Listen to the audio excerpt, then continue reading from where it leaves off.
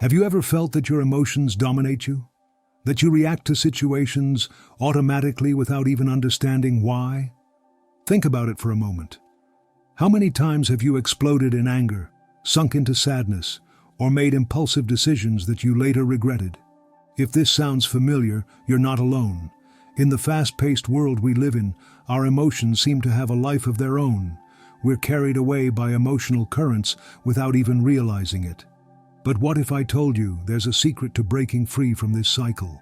A path that Carl Jung, one of the most brilliant psychologists of all time, revealed to us decades ago that remains revolutionary today. Jung discovered something fascinating. The secret to ensuring nothing and no one controls your emotions lies in choosing yourself. Sounds simple, right? But within this simplicity lies a depth that few have fully explored. Today we're going to delve into this transformative knowledge. When was the last time you looked in the mirror and asked yourself, am I living the life I truly want?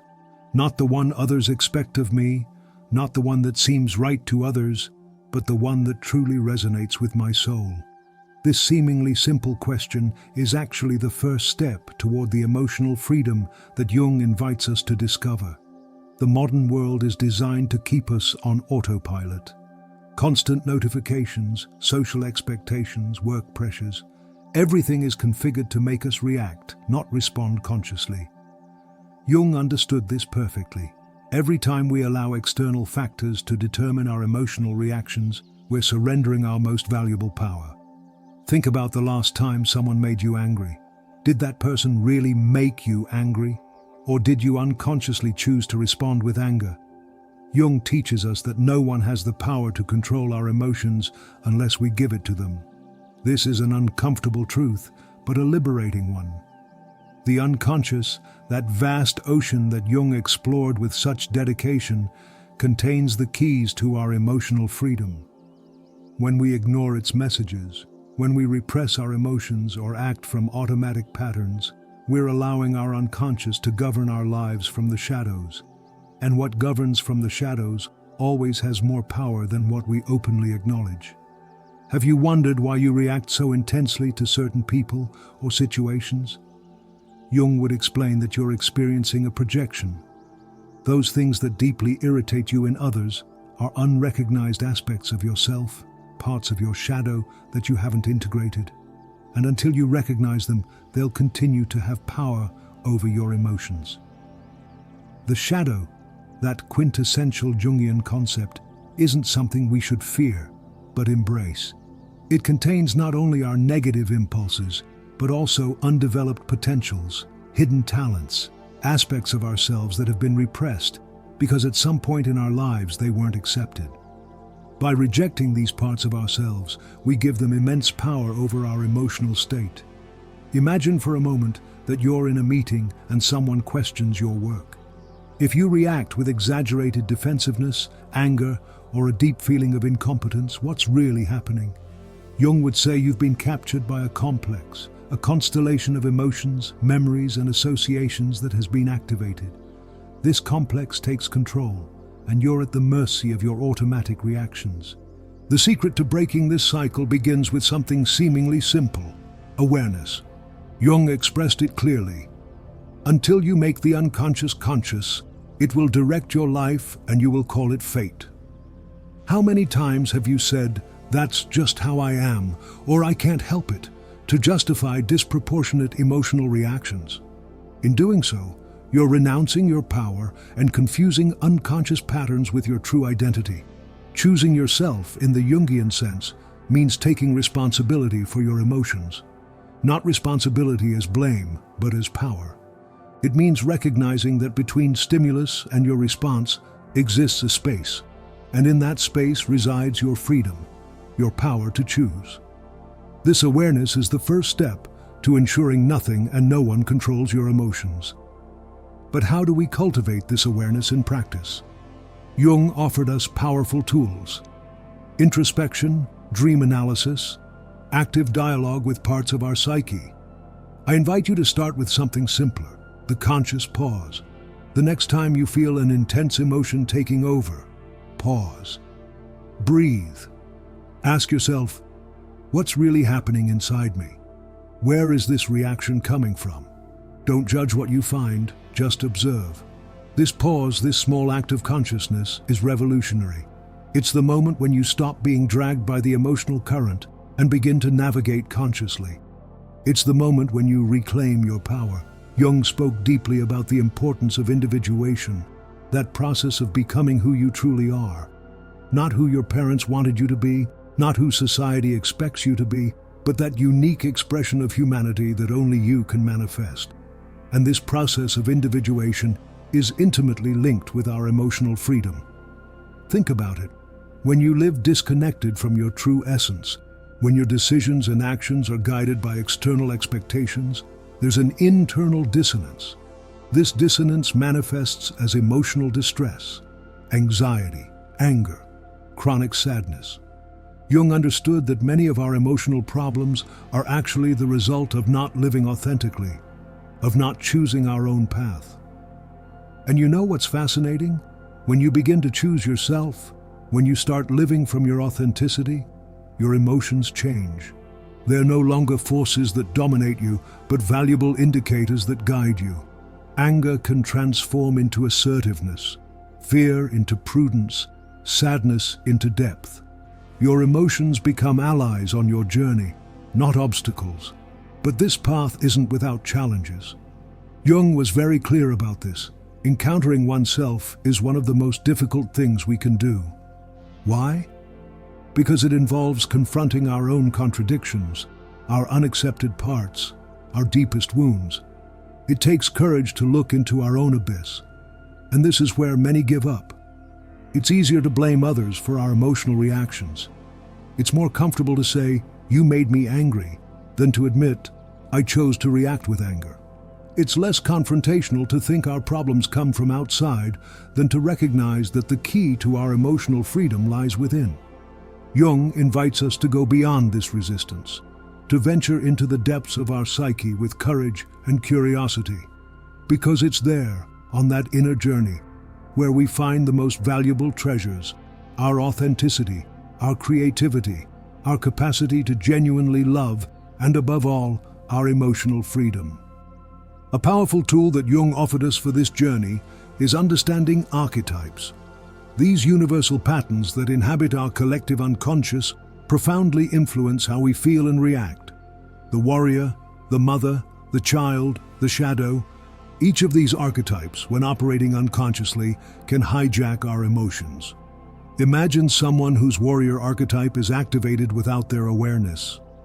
This person might react with excessive aggression to any perceived threat, even when the situation doesn't warrant it. Or think about someone dominated by the victim archetype, constantly feeling the world is against them, trapped in a cycle of powerlessness and resentment. By making these archetypal patterns conscious, we can relate to them in a more balanced way. It's not about eliminating them, they're valuable parts of our psyche, but about consciously integrating them into our personality. This integration is key to our emotional freedom. But Jung also warned us about another phenomenon that can sabotage our emotional control: identification with the persona. The persona, in Jungian terms, is the social mask we wear, the roles we play in society. When we completely identify with this mask, we lose contact with our authentic self.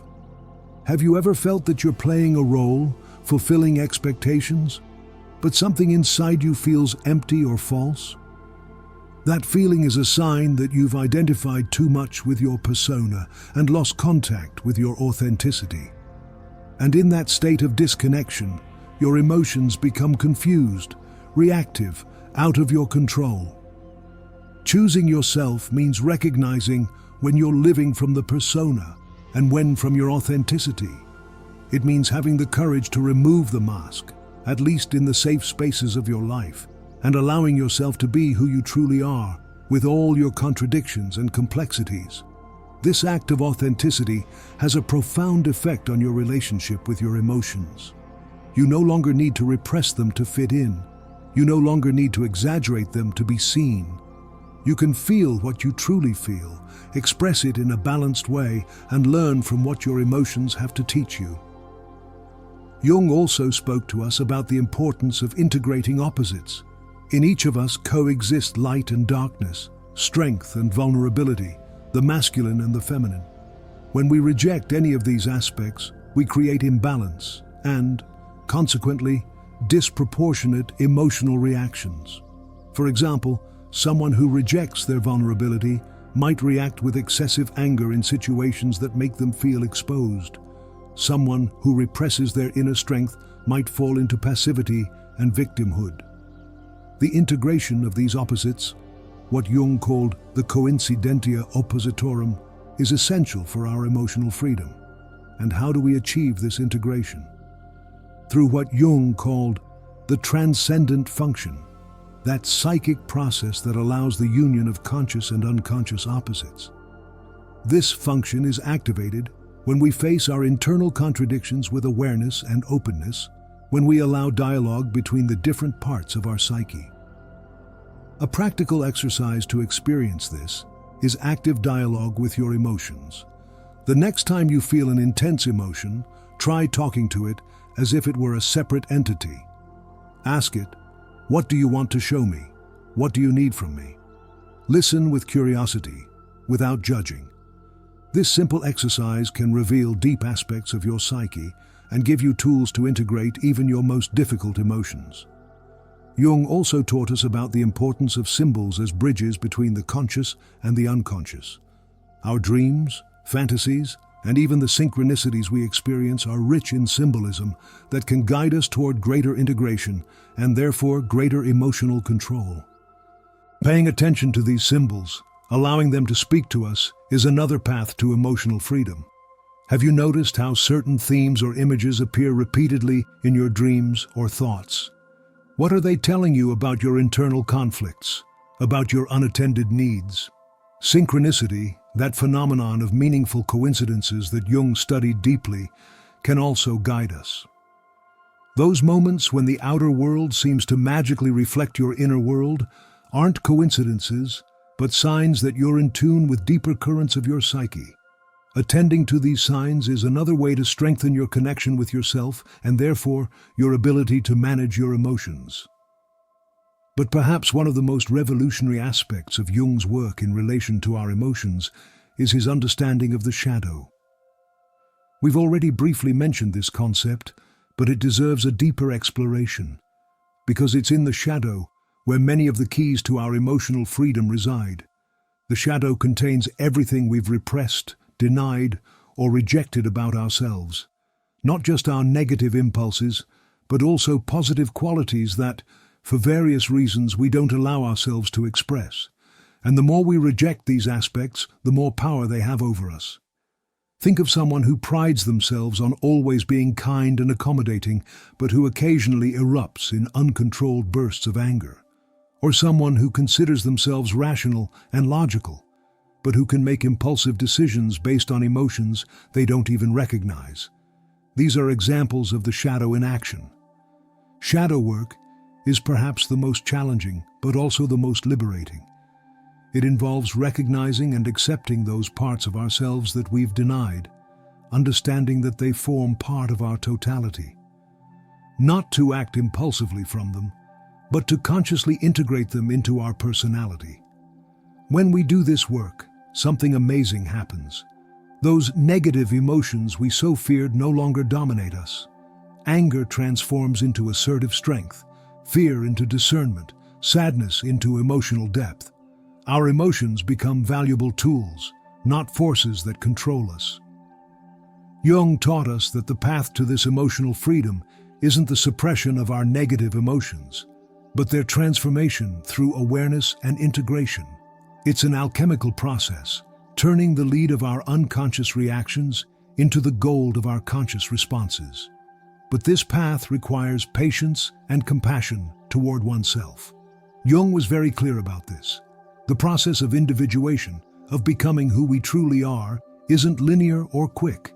There will be advances and setbacks, moments of clarity and moments of confusion. What's important is to maintain the commitment to oneself, to the inner journey.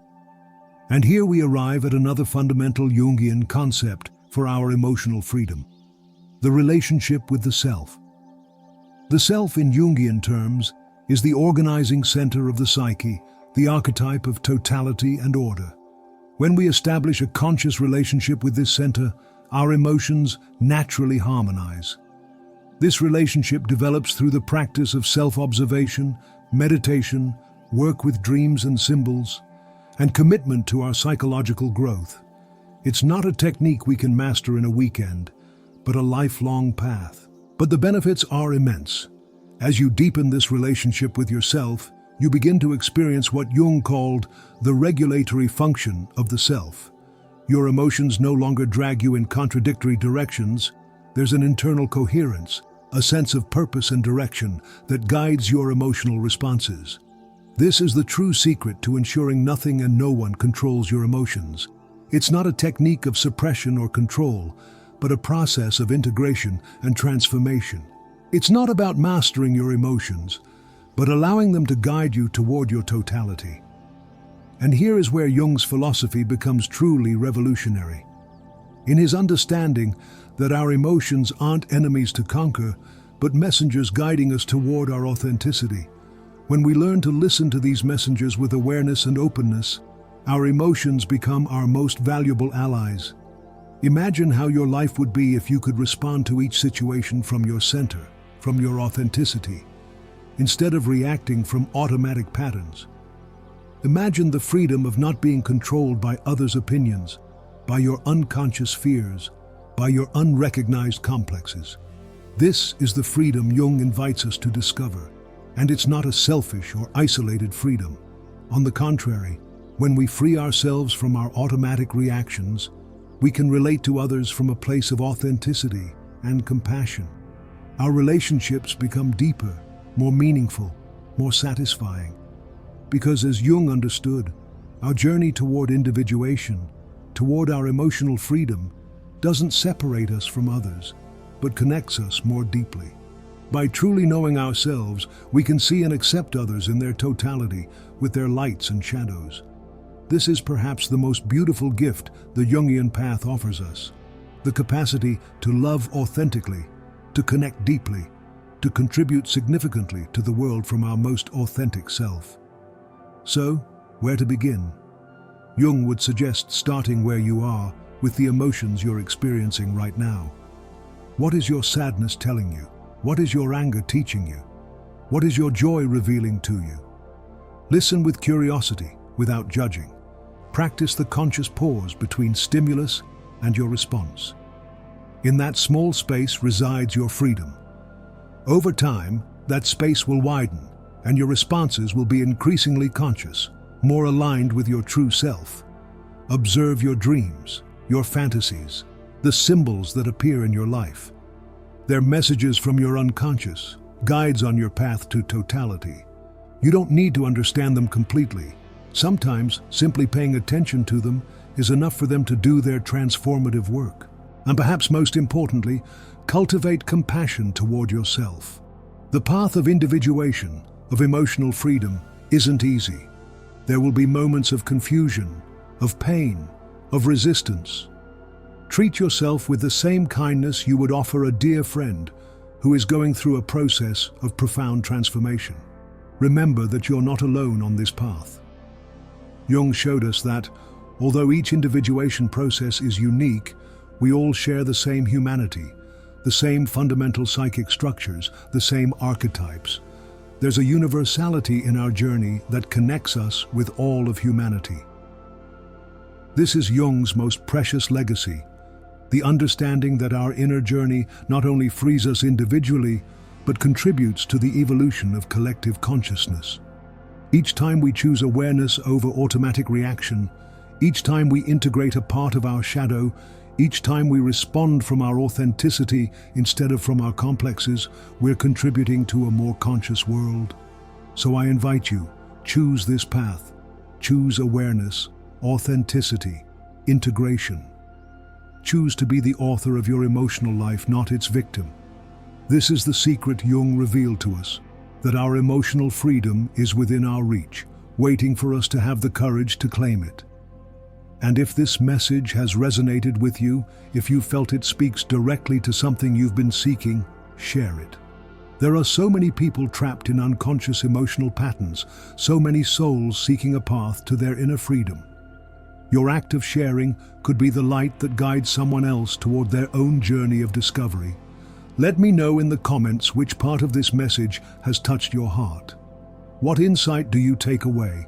What practice do you commit to incorporate into your life? Your experience is not only valuable to me, but to our entire community of seekers. And if you haven't already, subscribe to the channel and turn on notifications. We're building together a space of growth, of deep exploration, of genuine transformation. A space where the teachings of Jung and other great sages become practical tools for our evolution. Remember, the secret to ensuring nothing and no one controls your emotions lies in choosing yourself, in reclaiming your inner power, in undertaking that heroic journey to your center. And although the path may seem challenging, the freedom you find in traveling it makes every step worth it. Thank you for joining me in this exploration. Thank you for your openness, your curiosity, your commitment to your own growth. The world needs people who dare to look within, who have the courage to transform themselves, who choose to live from their authenticity. The world needs you in all your glorious totality. See you in the next video, where we'll continue unraveling the mysteries of our psyche, discovering together the transformative power of Jung's teachings. Until then, remember, your emotional freedom begins with your decision to choose yourself today and every day. See you soon.